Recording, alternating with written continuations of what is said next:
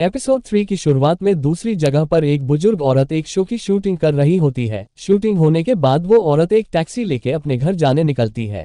Taxi का driver उसे पहचान लेता है। वो पूछता है, क्या आप सैंटा डोडोरिया है? मैंने आपको टीवी पर देखा था। क्या सच में आपके साथ साइकिक पावर है? वो औरत चालू गाड़ी में उतरने लगती है, जिससे वो आदमी माफी मांगता है और बोला, मुझे आपसे कुछ जानना था। वो औरत बोली, अगर तुम्हें मरना नहीं है तो यहाँ से जल्दी भागो। इधर ग्रानी मोमो के पास आके उसे एक पैर से उठाती है, तभी एक ईंट और खिला आके ग्रानी को लगता है, जिससे वो काफी दूर जाके गिरती है। वो औरत बोली, मेरी पोती हर बार कोई ना कोई प्रॉब्लम लेके आती है, इतने स्ट्रेस से मेरी स्किन ड्राई हो रही है। टर्बो ग्रानी मोमो की दादी पर हमला करती है, पर वो मोमो की दादी के ट्रैप में फंस जाती है। टर्बो ग्रानी एक शकल में फंस जाती है, अगर वो बाहर आने की कोशिश करेगी तो जल के खत्म हो जाएगी। मोमो की दादी टर्बो ग्रानी से बोली, अगर शकल के अंदर नेल ठोकू तो शकल के अंदर का एरिया बैरियर बन जाएगा और बाहर की ओर ठोकू तो बाहर बैरियर बन जाएगा। टर्बो ग्रानी बोली, मैं यहाँ हमेशा के लिए कैद नहीं रहूंगी, जब मैं बाहर आऊंगी तो तुम्हें मार के खा जाऊंगी। मोमो की दादी बोली, मैं तुम्हें ट्रैप करने से ज्यादा खत्म करने में इंटरेस्टेड हूँ। ऐसा बोल के वो टर्बो ग्रानी पर जोरदार हमला करती है। शकल में होने के वजह से टर्बो ग्रानी मोमो की दादी पर हमला नहीं कर पाती।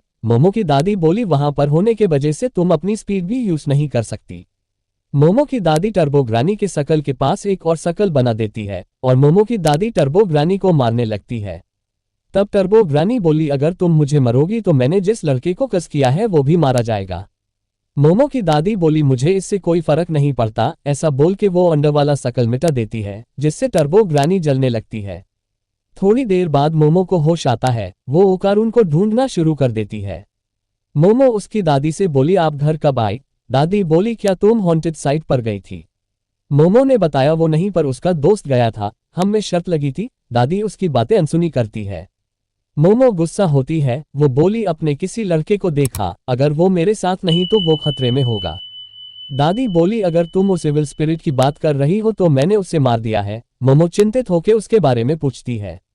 दादी बोली, तुम्हें तो भूतों में विश्वास नहीं है ना? तुमने तो कहा था मैं एक फेक स्पिरिट मीडियम हूँ। मोमो उसकी दादी से माफी मांगती है, उनके साथ बुरा बर्ताव करने और उन्हें फेक समझने के लिए। दादी बोली, बाहर जाके बाहर का मंदिर देखो। मोमो भागते हुए वहां पहुंचती है। जब वो देखती है तब ओकारून खाना खा रहा होता है। ओकारून मोमो को देख के रोने लगता है और बोला, मुझे लगा मैंने तुम्हें मार दिया। तभी मोमो मंदिर का दरवाजा उसके मुंह के सामने बंद कर लेती है। मोमो दरवाजे को पीटते हुए बोली, तुम अभी भी जिंदा हो, शुक्र है, मैं बहुत इरिटेट हो गई थी। दादी बोली, तुम्हारे मॉन्स्टर दोस्त कब से बनने लगे? चिंता मत करो, जब तक वो अंडा है कज एक्टिव नहीं होगा। मोमो बोली, आपने कहा कि आपने उसे मार दिया, आप बड़ी झूठी है। दादी बोली, तुम्हें इसकी बड़ी चिंता है, कहीं ये तुम्हारा क्रश तो नहीं? मोमो परेशान होके बोली, ऐसा कुछ नहीं है, टर्बो ग्रानी ने इसका बनाना चुरा लिया है और हमें पता चला है, जब तक इसे इसका बनाना नहीं मिल जाता तब तक इसका कज नहीं हटेगा। इसकी हालत की जिम्मेदार मैं हूँ, इसलिए मैं इसकी मदद करना चाहती हूँ। दादी बोली, मतलब तुम इसे पसंद करती हो? मोमो बोली, ऐसा कुछ नहीं, वैसे भी मैं अब साइकिक पावर यूज कर सकती हूँ। मैं यूएफओ देखने गई थी, वहां के हादसे के वजह से मैं साइकिक पावर को एक्टिवेट कर लिया। दादी बोली, यूएफओ जैसी कोई चीज नहीं होती। मोमो बोली, कल तक मेरा भी यही मानना था, पर ये सच है, चीजें तब बिगड़ जाती है जब मैं ओकारून के कर्ज को कंट्रोल नहीं कर पाती। दादी बोली, तुम लोगों ने पागल मॉन्स्टर के साथ पंगा लिया है। बहुत वक्त पहले उसे 100 किलोमीटर पर आवर ग्रानी बोलते थे। पूरे कंट्री में तबाही मचा रखी थी। मुझे पता चला कि उस टनल में एक स्पिरिट ने अपना डेरा जमा के रखा था। मैं वहां गई थी, मुझे वहां बहुत स्ट्रॉन्ग एनर्जी महसूस हो रही थी कि मैं अंदर पैर नहीं रख पाए। क्या तुमने बाउंड स्पिरिट्स के बारे में सुना है? ये वो भूत होते हैं जो किसी स्ट्रॉन्ग अटैचमेंट के कारण वहां रहते हैं, इसीलिए वो वहां पर इनविंसिबल होते हैं। कोई भी स्पिरिट मीडियम उन्हें वहां पर हरा नहीं सकता। उस टनल में रहने वाली स्पिरिट और टर्बो ग्रानी एक हो गए हैं। मेरे हिसाब से तुम्हें उनसे लड़ना नहीं चाहिए। मैं अपनी ग्रैंड डॉटर को खोना नहीं चाहती। तुम उस लड़के को भूलकर अपनी नॉर्मल लाइफ में लौट जाना चाहिए। मोमो बोली, अगर मेरे जगह पर केन होता तो वो कभी हार नहीं मानता, इसीलिए मैं भी हार नहीं मानूंगी और ओकारून की मदद करूंगी। दादी बोली, तुम केन की बातें कर रही हो, इसका मतलब तुम इस लड़के को पसंद करती हो? मोमो इरिटेट होके बोली, मैं इसकी बात नहीं कर रही थी। दादी बोली, ठीक है, अगर तुम्हें इसकी मदद करनी है तो तुम्हें टर्बो ग्रानी के साथ पकड़म पकड़ाई खेलनी होगी। उस मॉन्स्टर को उसकी स्पीड पर भरोसा है, अगर तुम उसे गुस्सा दिलाओगी तो वो पक्का इस चीज के लिए मान जाएगी। पर एक दिक्कत है, बाउंड स्पिरिट का एरिया शॉनो सिटी में है, इसलिए तुम्हें टर्बो ग्रानी को बिना तुम्हें पकड़वाए शॉनो सिटी के बाहर लाना होगा।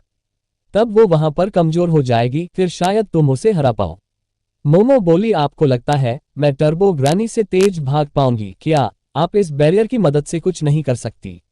दादी बोली, मैं तुम्हारी मदद नहीं कर सकती, मेरा बैरियर काम करता है क्योंकि मैं इस एरिया के भगवान से पावर उधार लेती हूँ, इसलिए मैं इस टेक्निक को सोने सिटी में यूज नहीं कर सकती। मोमो बोली, मुझे नहीं पता था हमारी पावर्स एरिया पर डिपेंड करती है। दादी बोली, टर्बो ग्रानी को हराने का यही एक तरीका है, इसलिए तुम अपनी ट्रेनिंग चालू कर दो जिससे तुम टर्बो ग्रानी से तेज भाग सको। मोमो बोली, मैं इतना तेज नहीं भाग सकती। दादी ने ओकारून की तरफ इशारा करते हुए कहा, इसे भागना होगा। ओकारून बोला, मैं ये नहीं कर पाऊंगा, मैंने अब तक 2 बार वैसे भागा हूं और उतने में मेरी हालत खराब हो गए। दादी उसे ट्रेनिंग करने बोलती है, लड़ाई में मैं तुम्हारी मदद नहीं कर सकती पर ट्रेनिंग में कर सकती हूँ जिससे तुम्हारी पावर्स बढ़ सके। अभी तुम सो जाओ, कल सुबह से ट्रेनिंग चालू होगी। ऐसा बोल के वो चली जाती है। ओकारून मोमो को उस एलियन मॉन्स्टर से बचाने के लिए शुक्रिया करता है और बोला, ये तुम्हारा मेरे ऊपर कर्ज है, अगर मुझे मौका मिला तो मैं अपनी जान की बाजी लगाकर इसे चुकाऊंगा। मुझ पर भरोसा रखना और मेरी दोस्त बने रहना। मोमो बोली, तुम बहुत ओवरथिंक करते हो। ओकारून चिल्लाते हुए बोला, तुमने मेरे मुंह पर दरवाजा क्यों बंद किया? मोमो बोली, वो तो बस ऐसे ही। ओकारून बोला, देखा तुम्हें मुझ पर भरोसा नहीं है। मोमो बोली, तुम ऐसा करोगे तो मैं तुम पर भरोसा नहीं करूंगी। जब तुम फाइट करते हो तब बहुत कूल लगते हो, पर तुम इतने अनाड़ी हो कि मुझे तुम्हें बचाना पड़ता है। दूसरे दिन ओकारून को वॉशरूम जाना होता है। दादी उससे जाने कहती है। मोमो बोली, अगर ये वॉशरूम का दरवाजा बंद करेगा तो कज एक्टिव हो जाएगा और मैं इसे वैसे नहीं देख सकती। ओकारून भी इसके लिए मना करता है। तभी मोमो का ध्यान भटक जाता है और ओकारून का आधा शरीर टर्बो ग्रानी में बदल जाता है। दादी मोमो से पूछती है, तुम इसका कस कैसे कंट्रोल करती हो? मोमो बोली, मुझे इसके आसपास एक ऑरा दिखता है जिसे दबाने से ओकारून का कस कंट्रोल होता है। मुझे हर चीज का ऑरा दिखता है, जैसे ये पत्थर जिनके ऑरा को पकड़ के मैं इन्हें मूव कर सकती हूँ। जब मुझे ये पावर्स मिली थी तब मैंने खुद को बहुत पावरफुल महसूस किया, जैसे मैं इनविंसिबल हो गई थी, पर वो थोड़े देर के लिए था। अब तो मैं बस ऑरा को ही कंट्रोल कर सकती हूँ। दादी बोली, अपनी आंखें बंद करो और बाकी सेंसेस का इस्तेमाल करो।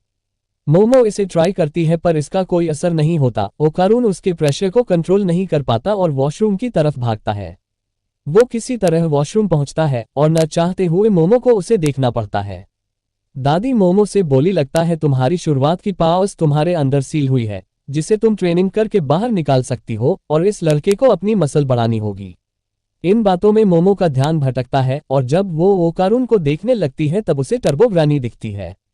वो दादी को बताती है पर उसके आसपास सब रुक जाता है। मोमो टर्बो ग्रानी से पूछती है, तुमने इनके साथ क्या किया? टर्बो ग्रानी बोली, चिंता मत करो, मैं उसे ऑप्शन दूंगी कि उसे हार्ट अटैक से मरना है या ब्रेन डेड होना है। मेरा कज इस लड़के के जरिए फैल रहा है।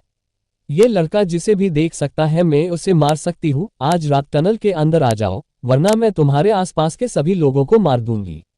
टर्बो ग्रानी के जाने के बाद सब नॉर्मल होता है। ओकारून और दादी के नाक और कान से खून निकलता है। दादी मोमो से पूछती है, यहाँ क्या हुआ? रात के समय मोमो और ओकारून तैयार होते हैं। उन दोनों ने अजीब कपड़े पहने होते हैं। दादी बोली, ये कपड़े तुम्हें इविल स्पिरिट से बचाएंगे, इसे मत उतारना। मोमो और ओकारून जाने के लिए निकलते हैं। दादी मोमो को गले लगा के बोली, प्लीज मरना मत। मोमो और ओकारून एक साइकिल पर टनल की तरफ निकलते हैं, पर वो ट्रेन से ट्रैवल करते हैं। ओकारून बोला, हम ट्रेन से क्यों जा रहे हैं? मोमो बोली, फाइट शुरू होने से पहले ही तुम अपना स्टेमिना गंवाना चाहते हो क्या? मोमो और आगे कहती है, मैं उस टर्बो ग्रानी को नहीं छोड़ूंगी जो मेरी दादी को हर्ट करना चाहती है। मैं उसे मार मार के उसका पानी निकाल दूंगी। और इसके साथ एपिसोड 3 खत्म होता है।